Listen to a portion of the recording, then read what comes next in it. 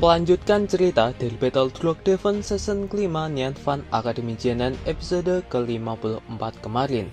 Ini adalah untuk episode ke-55.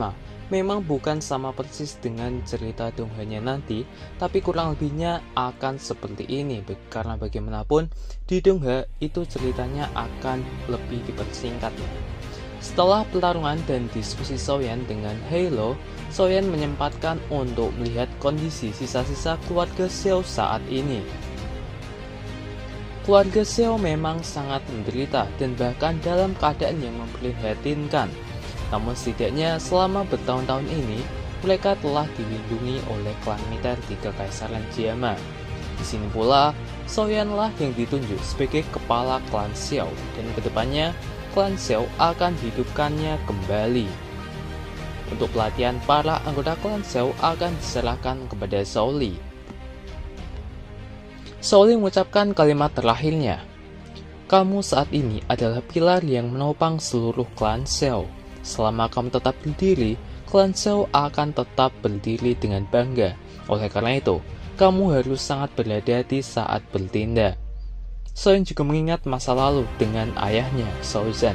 Dia berkata di dalam hatinya, Ayah, yakinlah bahwa aku akan membiarkan klan Xiao sekali lagi kembali ke puncak di tanganku.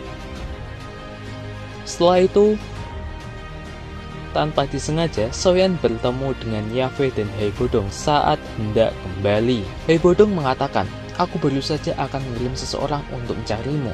Aku sudah melakukan kontak dengan klan Nalan, klanmu dan keluarga kekaisaran untuk bertemu di Asosiasi Alkemis hari ini membahas terkait kerjasama kita. Sementara itu, Medusa dan Xian juga berada di belakang Soyan saat ini. Soyan menepuk kepala Xian, namun Yafei bingung dan penasaran dengan wanita yang berada di belakang Soyan itu. Karena itulah Yafei bertanya, Soyan, ini... Soyan kemudian menjawab, dia seorang teman, kamu bisa memanggilnya Cailin. Yafei masih bingung dan masih bertanya, haha, jadi ini Nona Cailin. Nona Cailin memang sangat cantik. Tidak heran, kamu mengikuti di samping adik Soyan. Kata-kata itu mengejutkan Soyan. Itu menunjukkan bahwa kakak Yafei ini iri. Di dalam pikiran Soyan, mengapa kakak Yafei ini sedikit berbeda dengan kemarin? Tidak seperti biasanya. Apakah dia cemburu? Medusa dan Yafei memandangi satu sama lain seperti sedang bermusuhan.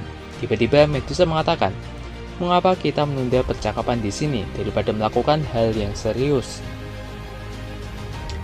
Hei Bodong. Hei Bodong tahu mereka sedang cemburu memperebutkan Soyan, jadi buru-buru menghentikan permusuhan. Hei Bodong membuat Yafei supaya cepat pergi. Namun, tepat sebelum Yafei pergi, dia perlahan berjalan di depan Soyan dan mengulurkan tangannya untuk merapikan baju Soyan. Dia berkata, bocah, jangan impulsif. Setiap faksi yang ikut bergabung denganmu akan membantumu mencapai tujuanmu.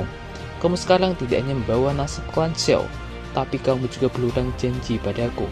Sebaiknya kamu tidak melupakannya begitu saja. Soyan menjawabnya, tentu saja aku tidak akan melupakannya.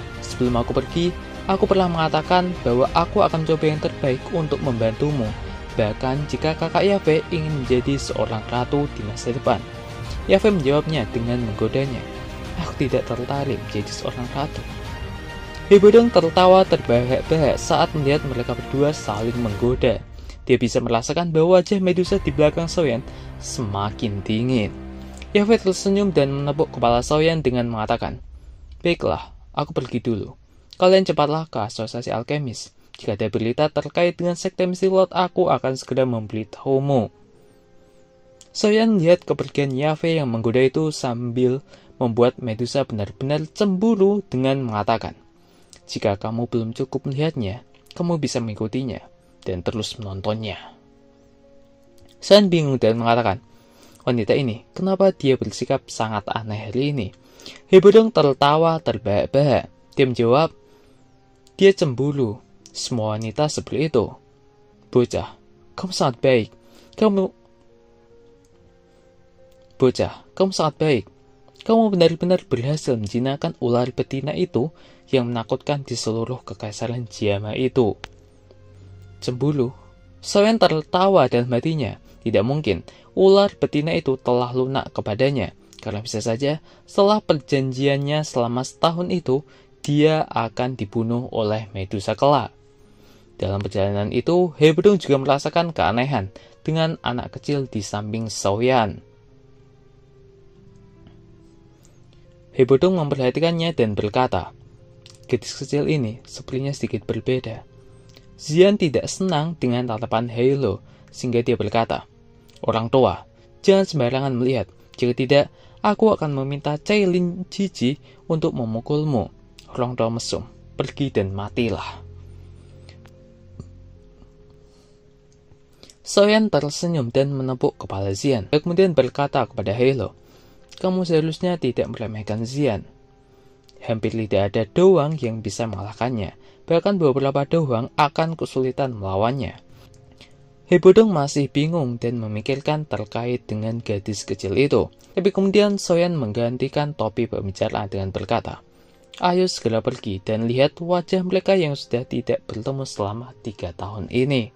Hebodong menjawabnya, bocah dadaus yang dulu sekarang sudah bisa mengalahkan doang dengan mudah. Pastinya mereka akan sangat terkejut. Karenanya, saat kamu bertemu mereka kali ini, ekspresi mereka pasti akan lebih menarik dibandingkan 3 tahun lalu. Kemudian itu terkait dengan perjalanan Soyan menuju tempat perkumpulan mereka untuk berdiskusi dan bekerjasama di Asosiasi Alkemis nanti ya. Itu terkait dengan penjelasan yang kurasa itu ada kemungkinan akan di-skip sedikit, bukan di-skip secara keseluruhan, tapi di-skip sedikit saja terkait dengan pembicaraan mereka, tapi kurang lebihnya itu seperti itu.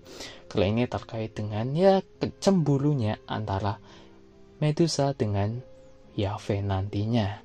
Baiklah, saya akhiri sampai sekian. Terkait dengan video selanjutnya akan saya upload. Apabila ada kata-kata yang salah atau penjelasan saya yang kurang jelas, saya mohon maaf yang sebesar-besarnya. Wassalamualaikum warahmatullahi wabarakatuh.